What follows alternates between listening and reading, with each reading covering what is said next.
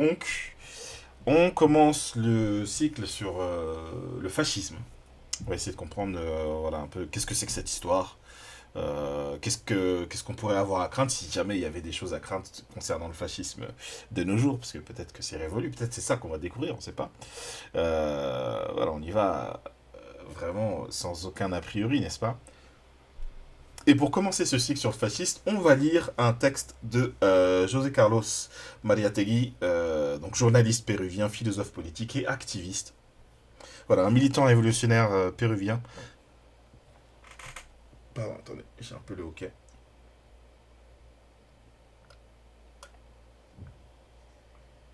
Ok. Euh, et donc on va lire le premier chapitre pas tout le premier chapitre, mais une partie du premier chapitre de son livre La scène contemporaine, où il commence par parler du fascisme. Alors, il faudrait que je revoie quand est-ce qu'il a écrit.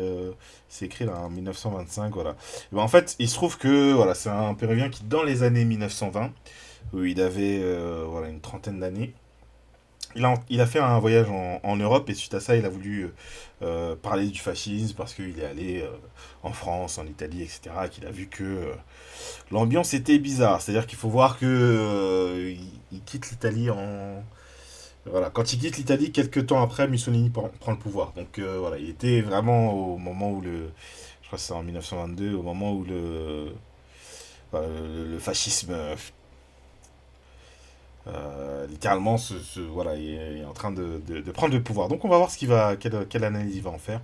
Avec le premier chapitre, biologie du fascisme. Biologie du fascisme, voilà, on va pas tout lire, mais on va lire voilà, certaines parties du chapitre, on va lire à peu près la moitié. Dont tout premier chapitre est Mussolini et le fascisme. Tiens, voilà, Mussolini et le fascisme. Ok, je vais vous zoomer tout ça. Voilà, comme ça, on a tout ce dont on a besoin. Donc, attendez, est-ce que je me dis, est-ce que je mets un petit fond musical ou pas? Euh, Ça peut être pas mal quand même. Qu'est-ce que je pourrais mettre? Je sais ce que je pourrais mettre.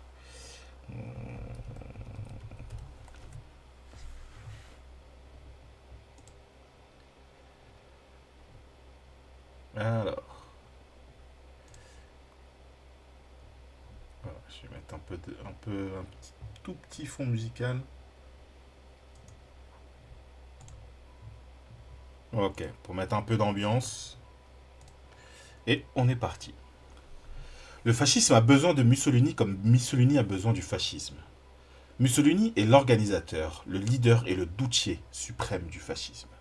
Le fascisme est la plateforme, la tribune et le véhicule de Mussolini.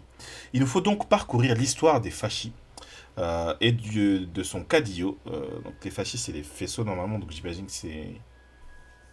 Je sais pas d'ailleurs, c'est où c'est en bas.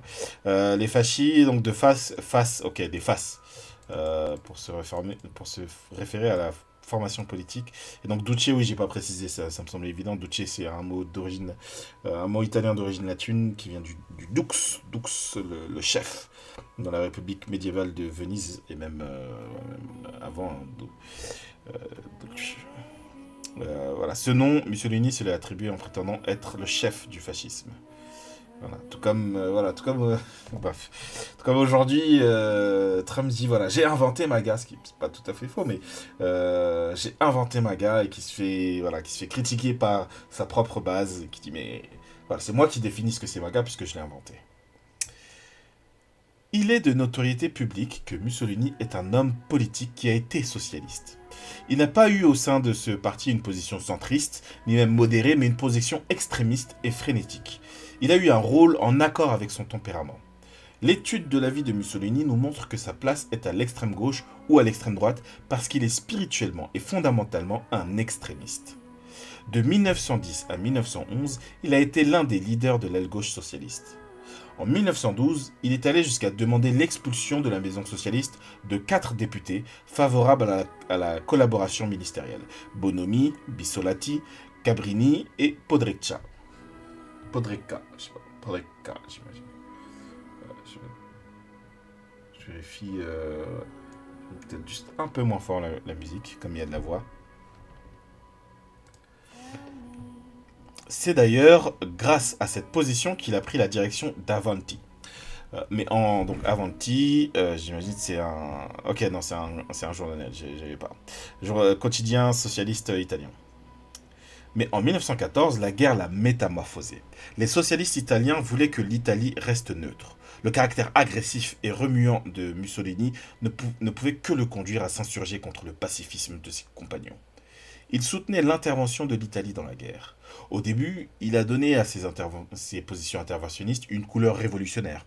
Il concluait que propager la guerre, c'était hâter la révolution européenne. En réalité, ses positions politiques dévoilaient sa personnalité violente, qui ne pouvait se contenter d'une attitude tolstoïenne et passive de neutralité. En novembre 1914, Mussolini a abandonné la direction d'Avanti et a fondé à Milan Il Popolo d'Italia. Celui-ci avait pour but de promouvoir la guerre avec l'Autriche. L'Italie s'est finalement unie à l'entente. Mussolini, qui jusqu'alors avait été un simple propagandiste en faveur de l'intervention, en est devenu un soldat. La victoire, l'armistice et la démobilisation se succédèrent rapidement en Italie. Les interventionnistes se retrouvaient au chômage. D'Annunzio, un nostalgique de la geste et de l'épopée, entreprit l'aventure de Fiume. Mussolini créa les Fasci di Combattimento, en référence à Tolstoy. C'était quoi le mot déjà? euh,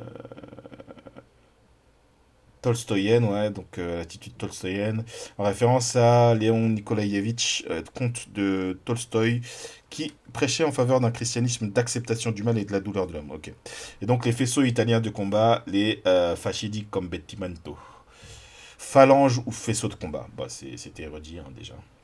Mais l'ambiance qui régnait en Italie ne leur était pas encore propice. Le climat de l'époque était favorable aux révolutionnaires et aux socialistes. Pour ce pays, la guerre avait été une mauvaise affaire. L'entente ne lui avait assigné qu'une maigre part du butin.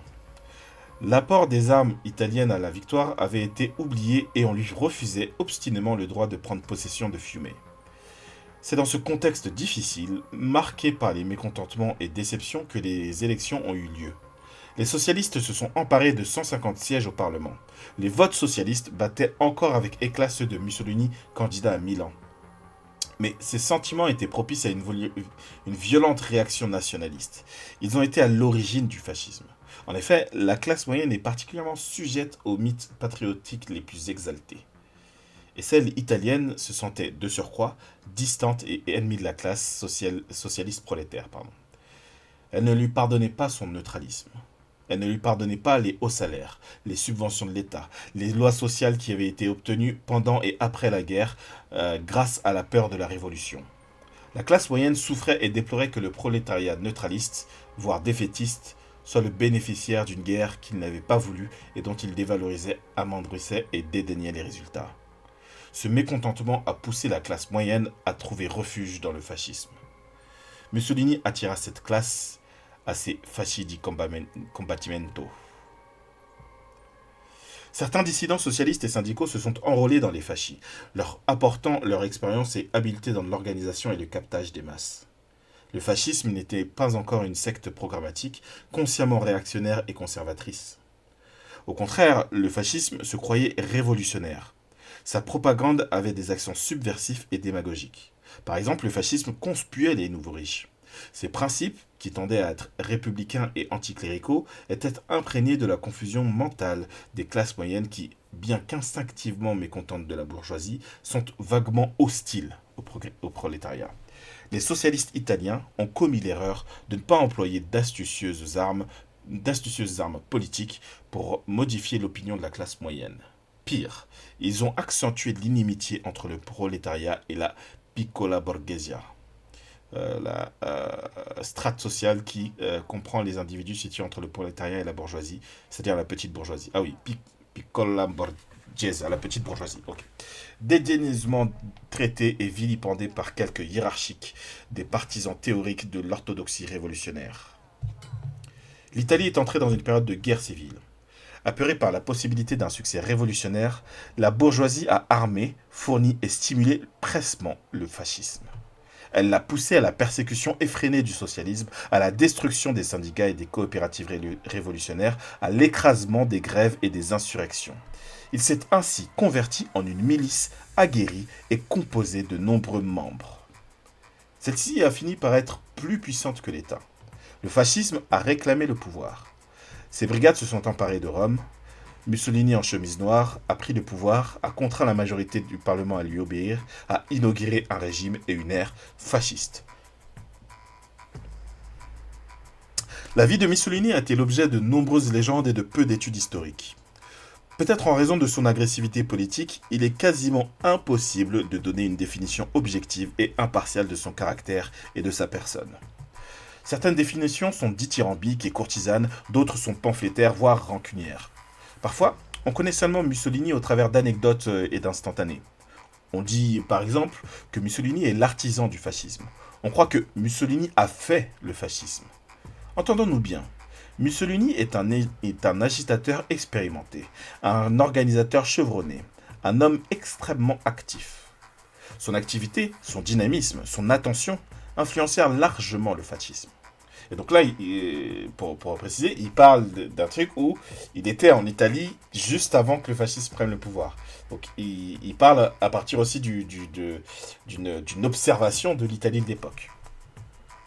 Mussolini, au cours de la campagne fasciste, prenait la parole le même jour dans 3 ou 4 villes différentes. Il utilisait un aéronef pour sauter de Rome à Pise, de Pise à Bologne, de Bologne à Milan. Mussolini est un homme volitif, dynamique, loquace, très italien, doté d'un singulier talent pour agiter les masses et exciter les foules. Certes, il a été l'organisateur, l'animateur, le condottiere du fascisme. Le conducteur, condottiere signifie godio. Scodio, je ne sais pas ce que ça veut dire, codio. Codilo, je ne sais pas comment on dit. Bon. Voilà. Mais il n'a certainement pas été son créateur, son artisan. Il a su tirer d'un état d'esprit un mouvement politique, mais il n'a pas modelé ce mouvement à son image. Mussolini n'a pas donné un esprit, un programme au fascisme. Au contraire, c'est le fascisme qui a fourni à Mussolini son programme. Sa consubstantiation, son identification idéologique avec les fascistes a obligé Mussolini à s'exonérer, à se purger des derniers reliquats socialistes qui lui restaient. Mussolini a dû assimiler, absorber l'antisocialisme et le chauvinisme de la classe moyenne pour encadrer et organiser celle-ci dans les fasci di combattimento. Il a dû définir sa politique comme une politique réactionnaire, antisocialiste et antirévolutionnaire. Le cas de Mussolini se distingue en ce point de ceux de Bonomi, Briand et d'autres ex-socialistes. Bonomi ou Briand ne se sont jamais vus contraints à rompre explicitement avec leur origine socialiste. Ils se sont plutôt contentés d'un socialisme minimum, d'un socialisme homéopathique. Mussolini, en revanche, en est arrivé à dire qu'il se repentait de son passé socialiste, comme un homme mûr se repent de ses lettres d'amour de jeunesse. Et il a sauté du socialisme le plus extrême au conservatisme le plus extrême. Il n'a pas atténué, il n'a pas adouci son socialisme, il l'a abandonné totalement, entièrement. Ses choix économiques, par exemple, sont contraires à une politique interventionniste, étatiste, fiscaliste. Il n'accepte pas le genre de l'État capitaliste transactionné. Je vais reprendre. Il n'accepte pas le genre de l'État capitaliste transactionnel et entrepreneurial. Ils tendent à restaurer le genre classique d'État percepteur et gendarme. Ces points de vue d'aujourd'hui sont diamétralement opposés à ceux d'hier. Pourtant, Mussolini est convaincu aujourd'hui qu'il l'était Pourtant, Mussolini est aussi convaincu aujourd'hui qu'il l'était hier. Quel a donc été le mécanisme à l'origine de sa conversion doctrinale?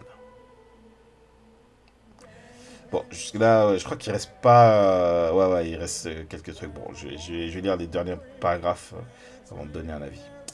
Il ne s'agit pas là d'un phénomène cérébral, il s'agit d'un phénomène irrationnel. Le moteur de ce changement d'attitude idéologique n'a pas été l'idée, Cela a été le sentiment. Mussolini ne s'est pas débarrassé de son socialisme ni intellectuellement ni conceptuellement. Le socialisme n'était pas en lui un concept mais une émotion.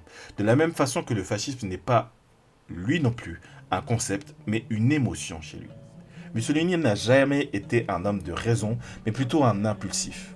Dans la politique, la presse, il n'a pas été un théoricien ni un philosophe mais un rhétorique et un meneur.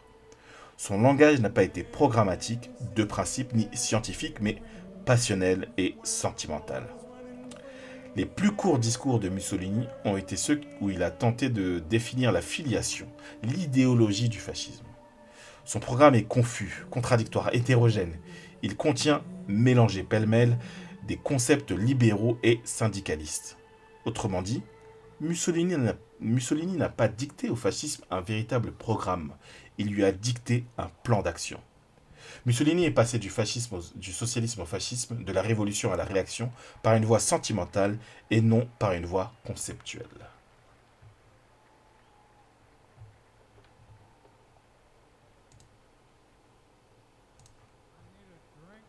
On va passer à... Voilà, on va sauter deux chapitres et on va passer tout de suite à la théorie fasciste.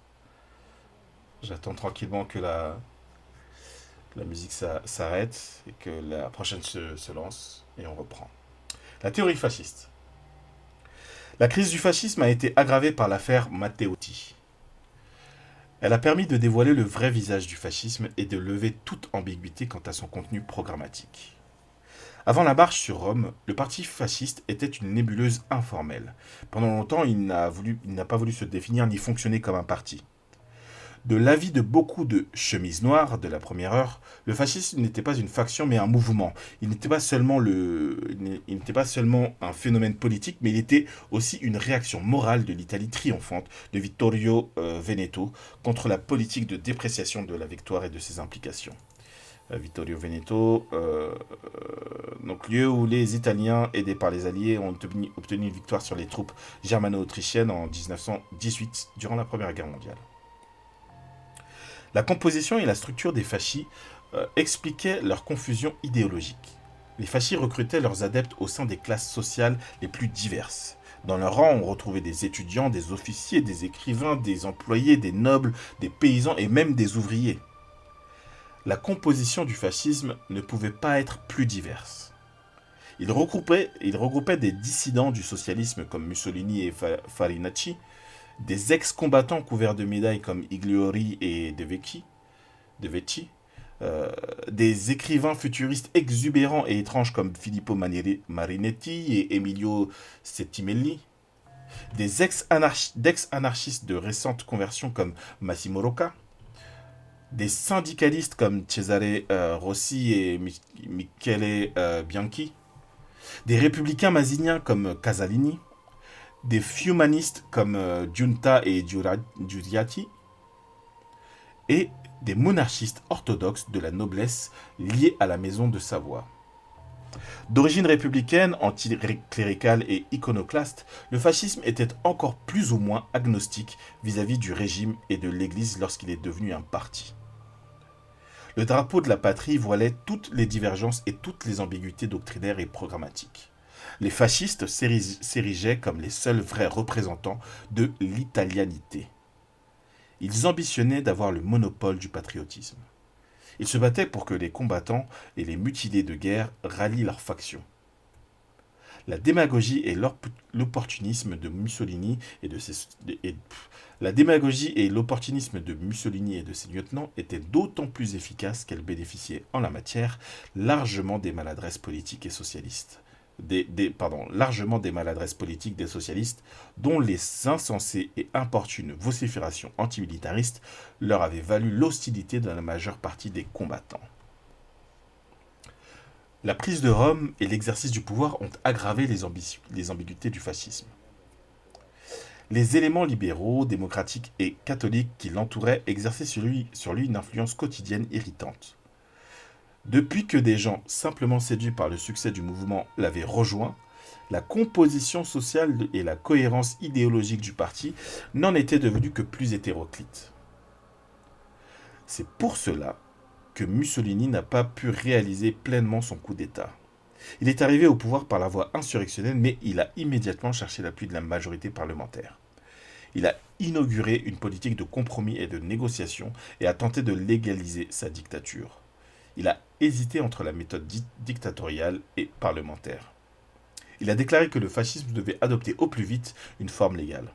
Mais cette politique fluctuante ne pouvait cacher les contradictions qui minaient l'unité du parti. Deux mentalités, deux états d'esprit antithétiques n'ont pas tardé à se manifester.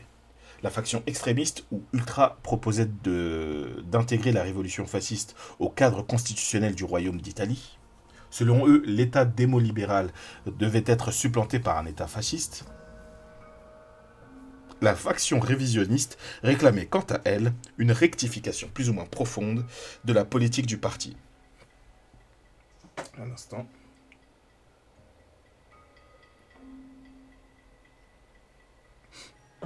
Elle condamnait la violence arbitraire des races de région. Les races, ou autrement dit, les potentats ou condottieri locaux, donc des petits chefs, quoi, exerçaient dans les provinces une autorité moyenâgeuse et despotique.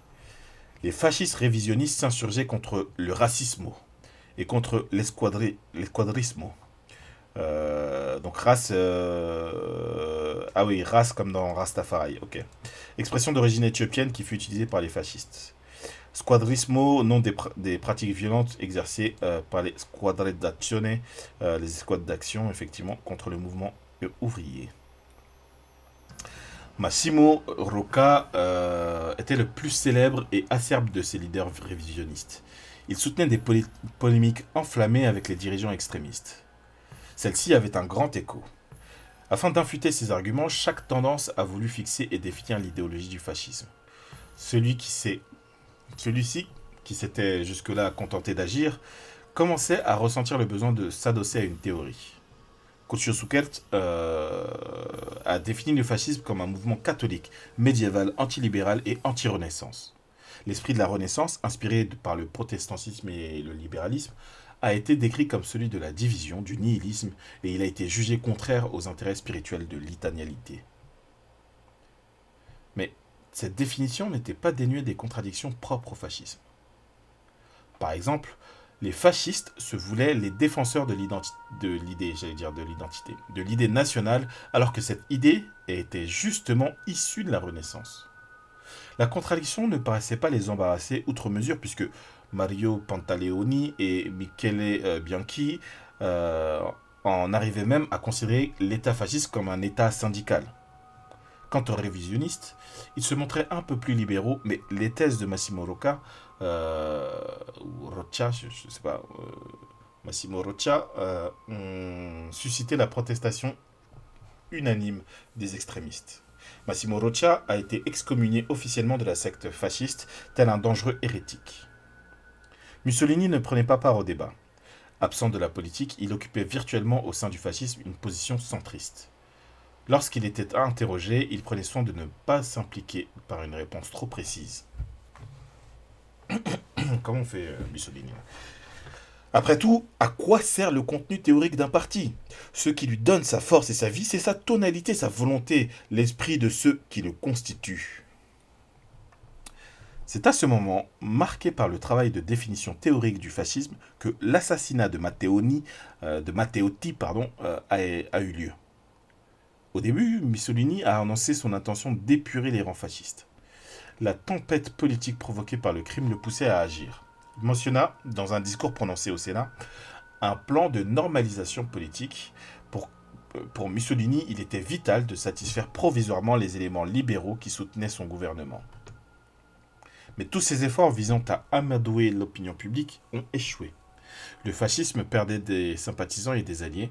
Les défections d'éléments libéraux et démocratiques qui, au début, avaient soutenu et appuyé le fascisme par peur de la révolution socialiste, se multipliaient. Ils ont mis à l'index le gouvernement de Mussolini. Attendez un moment. Ok. Cet isolement a adopté une position chaque jour plus belliqueuse. Non, Ok, non, c'est bon. Vérifier qu'on a bien de la musique tout le long de la lecture et ça va être le cas que je revois.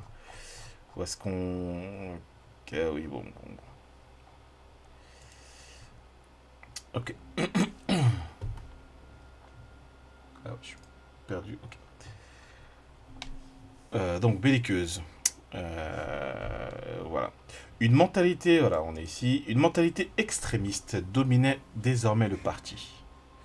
Si Mussolini faisait encore usage occasionnellement d'un langage conciliateur, c'était dans l'espoir d'affaiblir et de briser l'esprit combatif de l'opposition. Le fascisme en était revenu à une tactique guerrière. À la nouvelle Assemblée nationale, la tendance extrémiste de Farinacci, condottiere typique, dominait le parti. Les révisionnistes menés par Bottai capitulèrent. Ensuite, Mussolini nomma une commission pour réformer le statut constitutionnel de l'Italie. Dans la presse fasciste, la thèse selon laquelle l'État démo-libéral devait laisser place à l'État fasciste unitaire ressurgit. La manifestation la plus agressive et emblématique de ce nouvel état d'esprit a été celle du refus de la démission du député Giunta. Il avait remis sa démission suite à la demande suite à la demande du procureur du roi d'autoriser sa mise en examen pour l'agression du dissident fasciste Cesare Farol. La majorité fasciste, dans un geste de solidarité, voulut le protéger par une déclaration retentissante. Plus tard, elle l'a modifiée à contre-cœur en raison de la tempête de protestations déclenchée. Mussolini a dû employer toute son autorité afin d'obliger les députés fascistes à revenir en arrière. Cependant, il n'est pas parvenu à empêcher que Michele Bianchi et Farinacci expriment leur mécontentement vis-à-vis de cette manœuvre opportuniste inspirée de la tactique parlementaire. Le superfascisme, l'ultrafascisme ou les autres noms qu'on lui donne n'est pas monolithique. Il va du fascisme racista ou squadrista de Farinacci à celui intégralista de Michele Bianchi. Un instant. De Michele Bianchi et de Curcio Succarti. Farinacci incarne la tendance des escadrons des chemises noires qui, après s'être entraînés avec des raids punitifs contre les syndicats et les coopératives socialistes, ont marché sur Rome pour inaugurer la dictature fasciste. Farinacci est un homme agité et tumultueux qui s'intéresse qu'à l'action. Il est le typique race fasciste. En fait, qu'ils reprennent un truc éthiopien, bref. Il tient la province de Cremona d'une main de fer. Là-bas, il dirige le quotidien Cremona Nueva, ce journal qui menace constamment les groupes et les politiques de l'opposition d'une seconde vague fasciste. La seconde vague permettrait de supprimer tous les adversaires du régime fasciste lors d'une nuit comparable à la Saint-Barthélemy. What the fuck? What the fuck? Ex-cheminot et ex-socialiste, Farinacci a une psychologie d'agitateur et de condottiere. Dans ses articles et ses discours, il écorche la grammaire. La presse d'opposition le remarque très fréquemment. Farinacci confond dans sa haine féroce la démocratie, la grammaire et le socialisme. Il veut toujours être une chemise noire indiscutable. Bien qu'il soit plus intellectuel, les fascistes du quotidien L'Impero de Rome n'en demeurent pas moins tout aussi apocalyptiques que Farinacci. Ce journal est dirigé par deux écrivains provenant du futurisme, Mario Carli et Emilio Settimelli, qui invitent le fascisme à en finir définitivement avec le régime parlementaire. L'Impero est démesurément impérialiste. L'Italie fasciste, armée de la Haccia del Lictor, a, selon l'Impero, une mission importante à remplir dans l'histoire du monde. L'Impero préconise lui aussi une seconde vague fasciste. Michele Bianchi et Curcio Succarti sont les théoriciens du fascisme intégral. Pardon. Bianchi ébauche une technique de l'État fasciste qu'il conçoit quasiment comme un trust vertical de syndicats et de corporations. Zuckert, voilà. Zuckert, directeur de la Conquista dello Stato, en examine la portée philosophique. Une tendance modérée, conservatrice, qui ne renie ni le libéralisme ni la Renaissance, cohabite au sein du parti fasciste avec la tendance extrémiste. Cette tendance travaille à la normalisation du fascisme et pousse le gouvernement de Mussolini à prendre le chemin de la légalité bureaucratique. Les anciens nationalistes de l'Idea Nazionale, euh, qui ont rallié le fascisme après le coup d'État, forment le noyau dur de...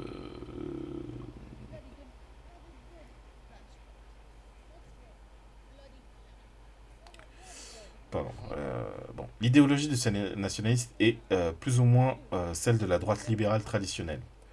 De pâles monarchistes refusent toute remise en question des bases de la monarchie et de la constitution par le coup d'État fasciste. Federnosi et Paolucci représentent cette zone tempérée du fascisme. Cependant, par leur mentalité, par leur tempérament et leur histoire, les fascistes de la trempe de Federnosi et de Paolucci sont ceux qui incarnent le fascisme le moins authentique.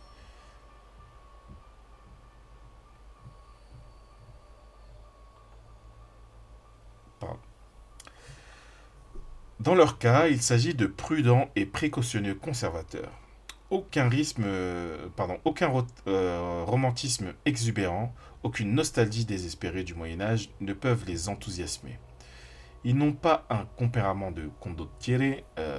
Farinati, en revanche, c'est un spécimen authentiquement fasciste. C'est l'homme de la matraque, un provincial, un fanatique épouvantable, belliqueux, pour qui le fascisme n'est pas un concept ni une théorie, mais simplement une passion, un mouvement, un cri, un ah là là. Ok. Alors avant d'aller jusqu'au bout, n'est-ce pas, il nous reste le dernier point du chapitre, les nouveaux aspects de la bataille fasciste. Ah oui, d'accord. Je regarde combien de pages parce que je vois que j'ai des absences, donc faudrait que la lecture reste intéressante, n'est-ce pas?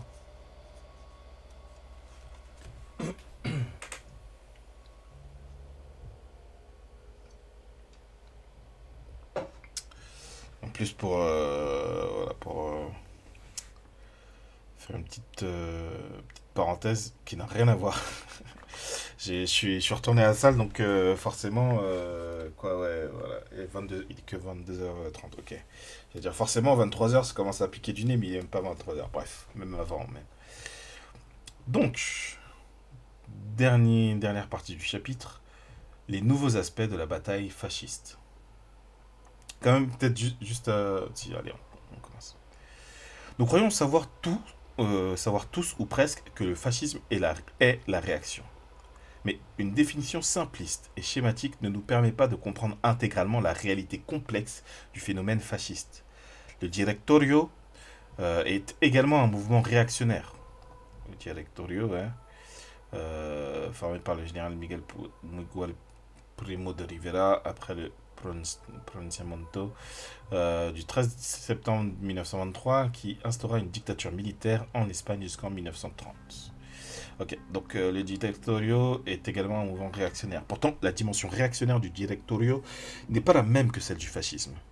Pas seulement à cause du mépris qu'inspire l'arrogance stupide et glorifiée de Primo de Rivera et de ses compères. Pas seulement à cause de la conviction que ces médiocrissimes tartarines sont trop insignifiants et triviaux pour influencer le cours de l'histoire, mais aussi et surtout parce que le phénomène de la réaction, le phénomène réactionnaire doit être considéré et analysé là, où il se manifeste dans toute sa puissance, là où il signale la décadence d'une démocratie jadis vigoureuse, là où il constitue l'antithèse et la conséquence d'un puissant et profond mouvement révolutionnaire.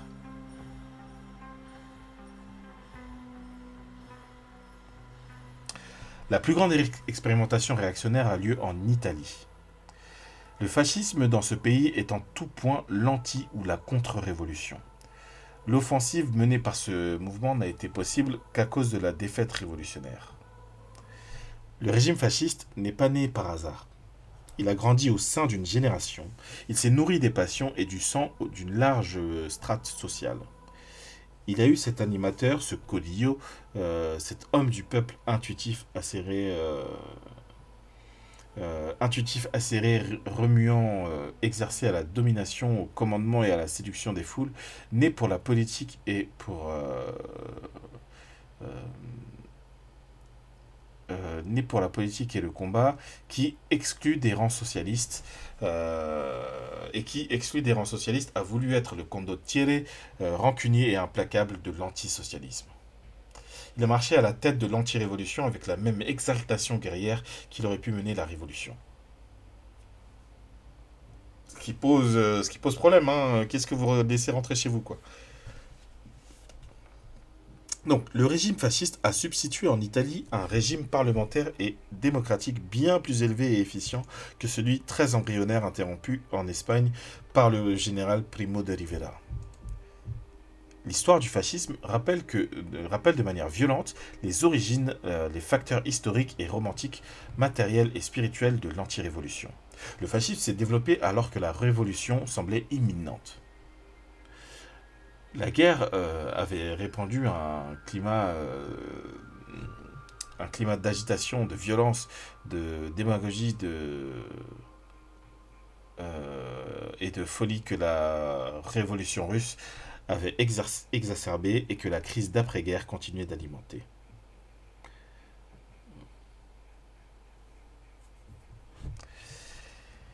Il s'est nourri de cet environnement pour trouver sa force, son enthousiasme et sa philosophie. Il a forgé ses armes dans la crise. Il est devenu un mouvement, un courant et un prosélytisme grâce à celle-ci. L'expérience fasciste, quelle que soit sa durée, quelle que soit son issue, apparaît immanquablement destinée à exacerber euh, euh,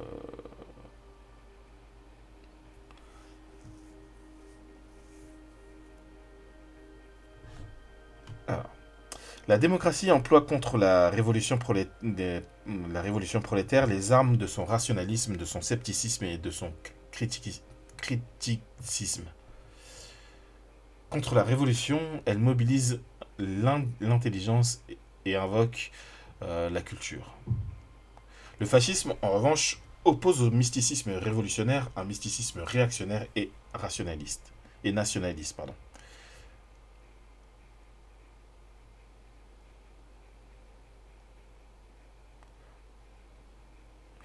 Alors que les critiques libéraux de la révolution russe condamnent, au nom de la civilisation, le culte de la violence, euh,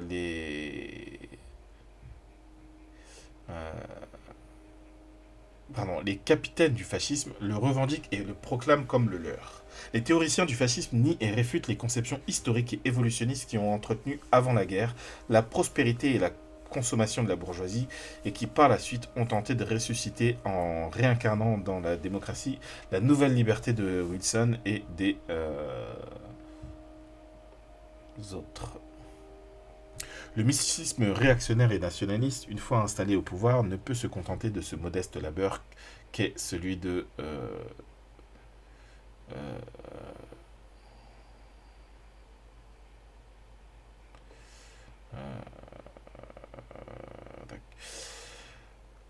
L'ordre capitaliste est démolibéral, il est parlementaire, il est réformiste ou transformiste. Il est au niveau économique ou financier plus ou moins internationaliste. Il est surtout un ordre consubstantiel à celui de la vieille politique. Et le mysticisme réactionnaire ou nationaliste ne se renforce-t-il pas en excitant la haine et en calomniant la vieille politique parlementaire et démocratique? Accusé d'abdiquer ou de faire preuve de faiblesse vis-à-vis de la démagogie socialiste, euh, ouais. Ah ouais, changement d'ambiance total. Donc vis-à-vis de la démagogie socialiste et du danger communiste. entre guillemets, hein. Ne serait-ce pas là l'une des plus vivables ritornello euh,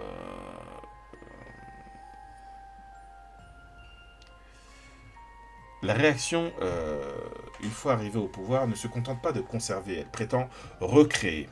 Étant donné qu'elle renie le présent et...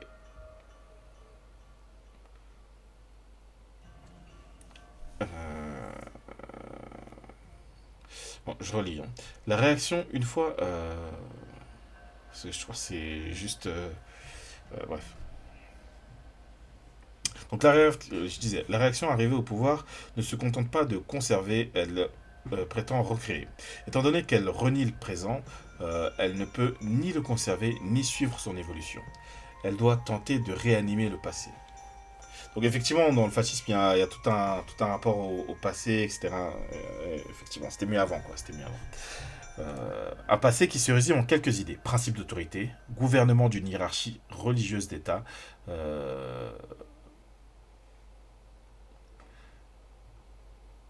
ok, etc. La réaction introduit les règles que la révolution bourgeoise et libérale avait abrogées parce qu'elles étaient contraires au développement de l'économie capitaliste. Euh, voilà. Tant que la réaction se contentait de décréter la bourgeoisie, décréter la mise en quarantaine des libertés euh, et de réprimer la révolution, la bourgeoisie applaudissait, mais lorsque la réaction a commencé à s'attaquer au fondement de son pouvoir et de sa richesse, la, la bourgeoisie a senti l'impérieuse nécessité de se défaire de cet étrange personnage, de se défaire de ces étranges défenseurs. Pardon.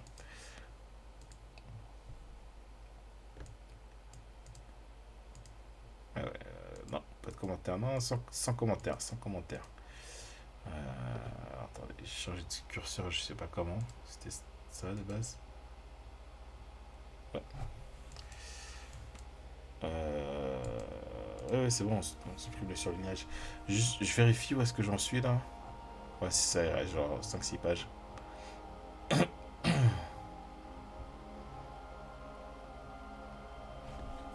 Voilà, donc. Non, j'étais pas là. Ouais, j'en étais là. L'expérience italienne est extraordinairement instructive à cet effet. En Italie, la bourgeoisie a salué le fascisme comme l'on salue son sauveur. La Terza Italia a changé la chemise rouge garibaldienne pour la chemise noire mussolinienne. Le capitaliste... On va y arriver, hein, on va y arriver à un moment. Le capital industriel et agricole a financé et armé les brigades fascistes. Le coup d'État fasciste a obtenu le consensus de la majorité de la Chambre. Le libéralisme s'est incliné devant le principe d'autorité. Peu de libéraux et de démocrates ont refusé d'intégrer le cortège du Duce. Avec plus ou moins d'enthousiasme, des parlementaires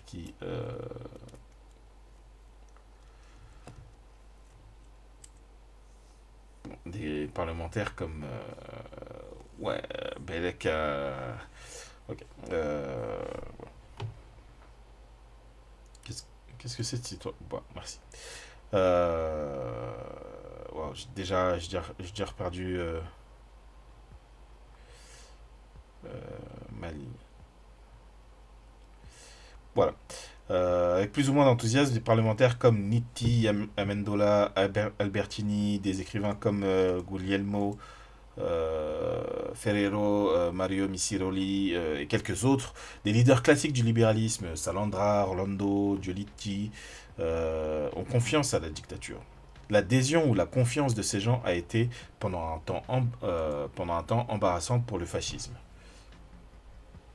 Elle lui imposait un travail d'assimilation qui était au-delà de ses forces, supérieur à ses capacités. L'esprit fasciste ne pouvait agir librement s'il ne dirigeait et n'absorbait pas auparavant l'esprit libéral.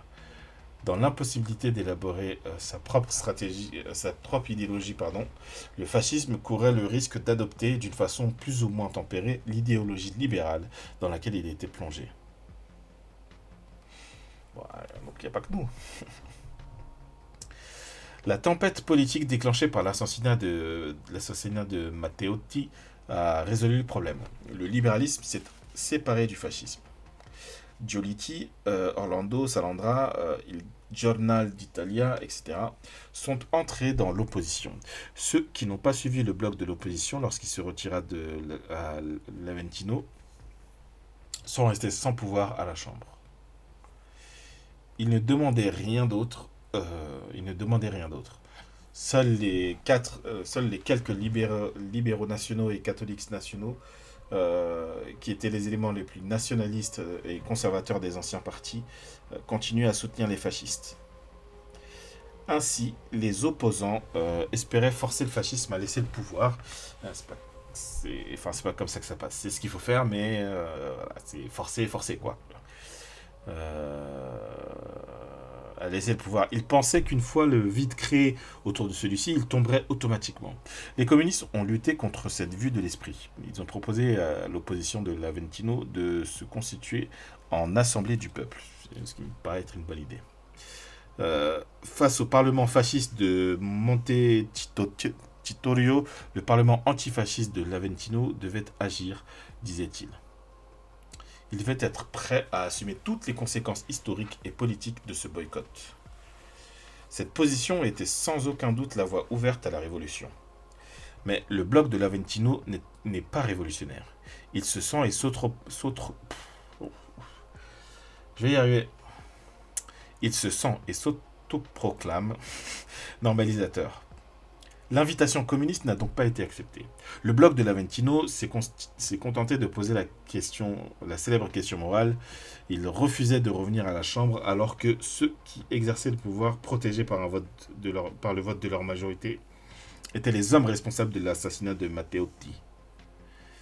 La justice sous la botte du régime fasciste se trouvait dans l'impossibilité d'élucider ce crime et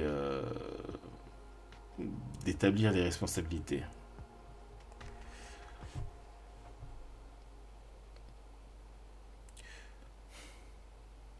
Mussolini a répondu à cette déclaration d'intransigeance par une manœuvre politique. Il a envoyé à la Chambre un projet de loi électorale.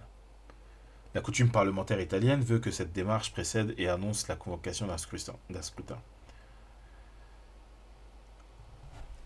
Est-ce que les partis de l'Aventino s'abstiendraient également de participer aux élections? Le bloc a réitéré son intransigeance.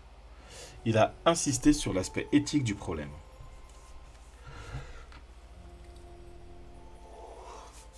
Effectivement, je commence à fatiguer. C'est bien qu'on n'arrive pas très loin de la fin. Bon. La presse d'opposition a publié un mémo de Cesare Rossi, écrit par ce dernier avant son arrestation, dans lequel le présumé commanditaire de l'assassinat de Matteotti accusait Mussolini. La plainte était fondée, mais la dialectique de l'opposition reposait sur une erreur.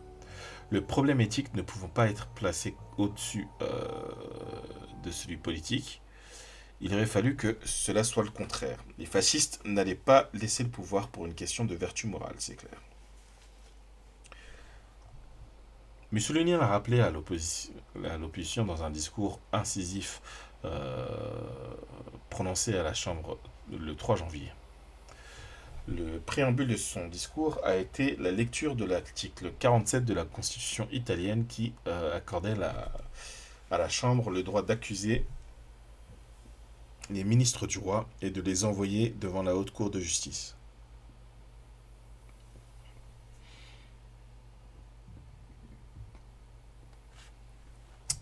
Citation. Je demande formellement, dit-il, si quelqu'un dans cette chambre ou ailleurs veut faire valoir l'article 47. Et ensuite, sur un ton dramatique, il a assumé toutes ses responsabilités. Il a déclaré que si le fascisme n'a été rien d'autre que de l'huile de ricin et un matraquage, s'il n'a pas été une superbe passion qui a montré ce que la jeunesse italienne avait de meilleur, c'est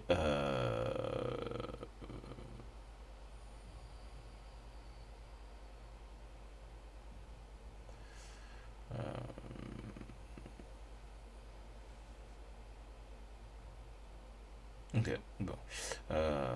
Qui a montré ce que la jeunesse avait de meilleur, c'est ma faute.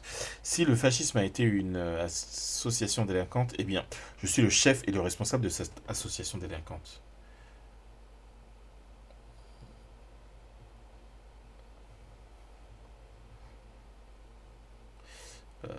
si toutes les violences ont été le résultat d'un climat historique, politique et moral spécifique, eh bien, il en va de ma responsabilité car c'est moi qui ai créé ce climat historique, politique et moral.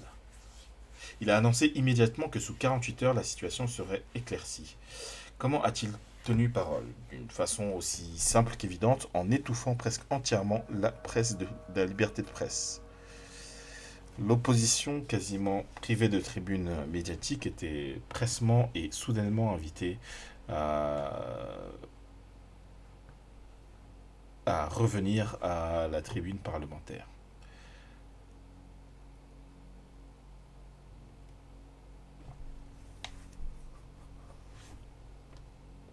Voilà, revenir à la tribune parlementaire, à l'Aventino, on préparait déjà le retour à la Chambre.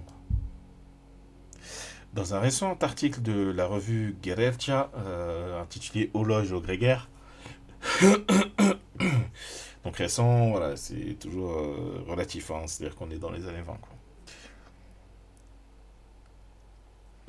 Mussolini rappelle brièvement les péripéties de la bataille. Il polémique avec l'opposition et célèbre la discipline de ses troupes. Il écrit que la discipline du fascisme a véritablement une dimension religieuse. Il reconnaît que c'est dans les tranchées que l'esprit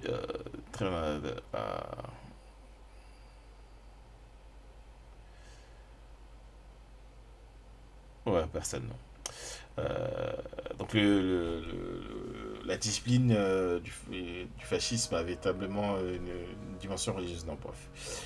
Donc c'est dans les tranchées que l'esprit des gens a appris à conjuguer à tous les modes et les temps le verbe sacré des religions obéir. Et que le signe de l'Italie nouvelle se débarrasse une bonne fois pour toutes de toute la vieille mentalité. Ouais, tout à fait.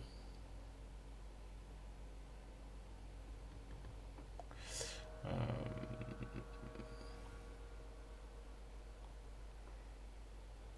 euh, Bref. Et que le signe de l'Italie nouvelle se débarrasse une bonne fois pour toutes de la vieille mentalité anarchisante, en ayant pour toute intuition que seule la silencieuse coordination de toutes les forces aux ordres triomphe. Israël. Pardon, ouf. Ah ouais, j'ai fait la connexion directe là, from Italy to Israël.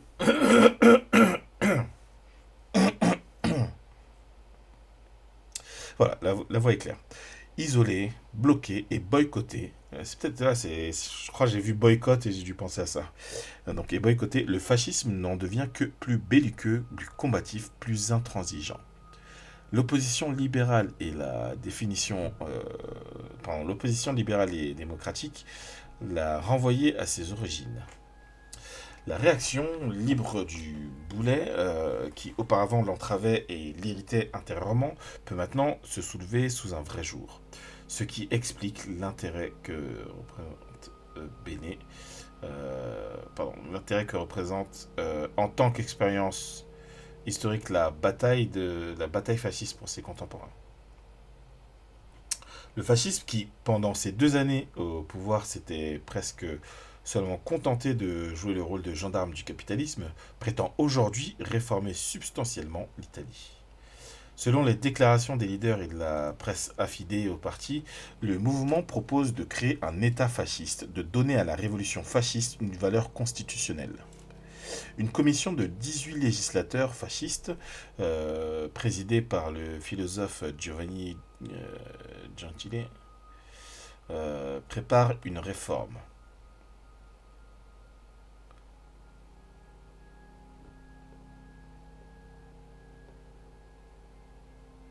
Donc Giovanni Gentile, non pardon, Farinacci, le leader de l'extrémisme fasciste, appelé dans l'urgence au secrétariat général du parti, déclare que celui-ci a perdu 2 ans et demi au pouvoir. Euh,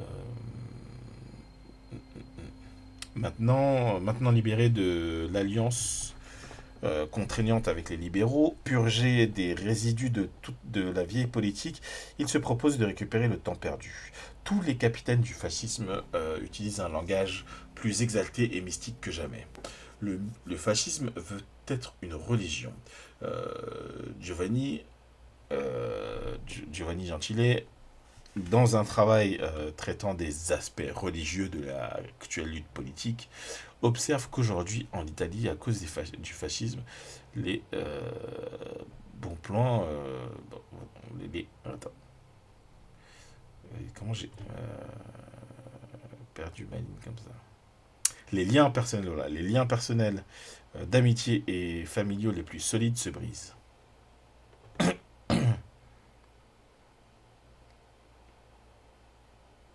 Je vais relire parce que ouais. Euh, ça faisait bizarre là. Donc il observe qu'aujourd'hui, en Italie, à cause du fascisme, les liens personnels d'amitié et familiaux les plus solides se brisent. Cette guerre n'inquiète pas le philosophe idéaliste. Il est depuis quelque temps le philosophe de la violence. Il se rappelle dans son livre des paroles de Jésus, Non veni pacem mittere sed gladium. Euh, Ignem veni mittere interam. Je ne suis pas venu apporter la paix mais la guerre. Je suis venu mettre le feu à la terre. Et il remarque à propos de la question éthique que les accents religieux des discours fascistes se retrouvent maintenant chez les antifascistes. Ah bon? Donc il reste un paragraphe. Giovanni Gentile, emporté par son enthousiasme partisan, sans aucun doute exagère. À l'Aventino, la flamme religieuse n'a pas encore pris. Elle a encore moins pris, ni ne pourra prendre chez Giolitti tout court. Voilà. Giolitti et l'Aventino représentent l'esprit de la culture démo-libérale, euh, avec tout cela signifie tout ce que cela signifie en termes de scepticisme. Pardon. Donc, avec tout ce que cela signifie en termes de scepticisme, de rationalisme et de criticisme. La lutte actuelle rendra à l'esprit libéral un peu de son ancienne combativité. Mais il ne parviendra... C'est bizarre parce qu'on a l'impression que c'est un texte qui est lu, qui date d'aujourd'hui, quoi. Mais il ne parviendra pas à renaître comme une foi, comme une passion, comme une religion. Le programme de l'Aventino et de Giolitti est celui de la normalisation. Il est médiocre. Il ne peut pas mobiliser les masses. Il ne peut pas les passionner.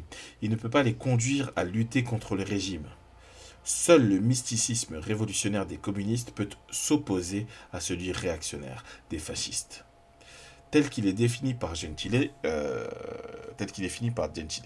C'est pourquoi ce n'est pas la démocratie qui livrera l'ultime bataille contre le fascisme. Ok, ok, ça pose des trucs là, ça dit des choses, ça dénonce. En tout cas, ça dénonce. Hein. Après, il part sur d'autres sujets.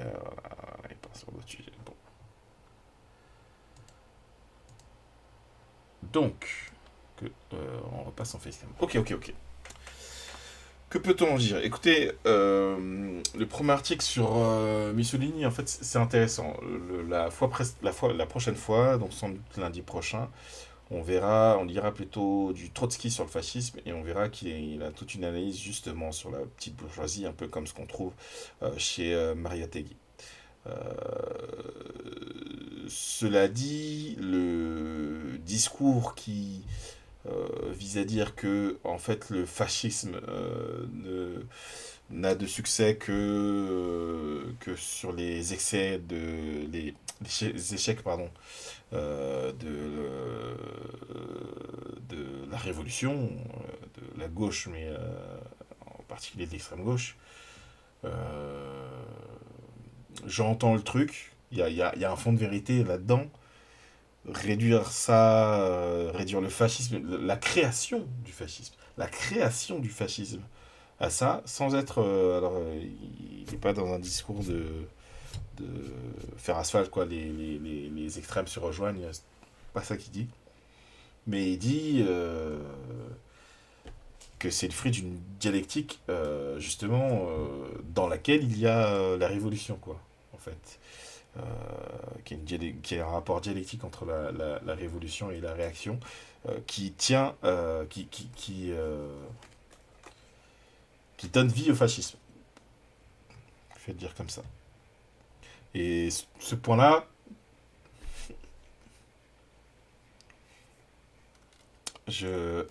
Attendez, je vais voir si j'avais prévu de lire du Daniel Guérin. Je l'ai pas encore lu Daniel Guérin sur le fascisme. Mais non, du coup, non, c'est pas prévu parce que je suis. Voilà, pour moi, la question à poser, c'est plutôt celle, justement, qui est au moins dans le titre de Daniel Guérin, c'est capitalisme et fascisme, quoi. C'est abordé, mais voilà, comment. La question de comment l'un, en fait, euh, nécessite l'autre, quoi. Et donc, je pense que la biologie du fascisme est beaucoup plus à aller tirer du côté du capitalisme que des échecs de la révolution. Voilà. Euh,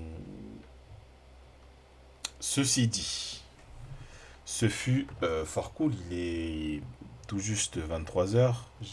En fait, j'ai jamais l'heure exacte ici. Parce que mon PC, il est en retard. Donc là, moi, j'ai 22h56, mais je sais qu'il y a quelques minutes d'écart. Donc j'imagine qu'il est 23h, 23h01. Parfait moment pour regarder ce qui se passe sur ce qu'on appelle Twitch. Et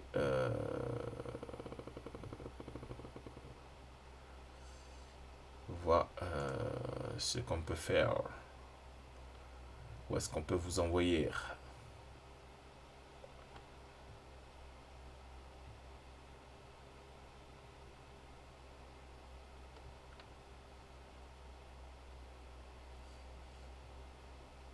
Ok. Sans plus, je pense que je vais juste m'arrêter là. Et si vous souhaitez poursuivre sur le Twitch, je vais vous laisser vaquer à vos occupations et trouver vos chemins. Voilà, donc on s'arrête là pour ce soir. Habituellement, les lives ici, c'est le lundi et le vendredi 21h. Mais vendredi, il me semble que j'ai un truc. Donc voilà, c'est pour ça que je n'avais pas fait de live là depuis 3 semaines. C'est qu'à chaque fois, j'avais des trucs ou alors j'étais trop fatigué. Là, il me semble que j'ai quelque chose vendredi prochain. Donc le prochain live sur cette chaîne, ce sera probablement lundi prochain où on lira un passage de Trotsky sur comment vaincre le fascisme. Que je regarde. Ah ouais, j'ai le bouquin entier, donc il faudra que je choisisse des passages, des articles précis. Ok. Bon. D'ici là, bonne soirée tout le monde. Ce fut fort cool. Voilà. À lundi prochain, à tantôt. Je vous ai mis voilà, Supplémentiel parce que je serai en live, en tout cas chez Supplémentiel, demain soir où on regarde, on regarde j'allais dire du true crime, pas du tout. On regarde une émission de télé-réalité coréenne où les gens font une enquête criminelle, une fausse enquête criminelle. C'est très très cool. Ça c'est demain soir 19h chez Supplémentiel et le vendredi 9h15 chez Supplémentiel aussi. On regarde des trucs là. Ce qu'on avait envie de regarder, c'était l'émission MTV de Snoop Dogg, voilà, des années 2000. Voilà, on avait envie de plonger là-dedans, donc on se réveille là-dessus vendredi 9h15 et demain on s'endort devant devant une émission de télé-réalité coréenne. Voilà le projet, très chers camarades, n'est-ce pas? Donc voilà, comme je disais, ce fut fort cool. À lundi prochain. Adios. Je n'ai que mon miroir pour ami, car c'est le seul à pleurer quand je pleure. Clic, clic, blah, all eyes on me. J'ouvre le feu et l'industrie prend peur. Faudrait que vous sachiez que je bicravais des sachets pour m'acheter des peu sachets Dolce. J'ai franchi Versace, la street j'en ai bouffé, mâché, puis remâché. Fais pas chier, je vais te baffer bébé, je crois que je vais cracher. Rap sale, style propre, recuit, authentique, peau d'anguille. Mon public ne me croit plus quand je lui dis que l'album est imminent. Hugo, je l'ai fait trop languir. Yuri, Orleans, enfoiré, fais la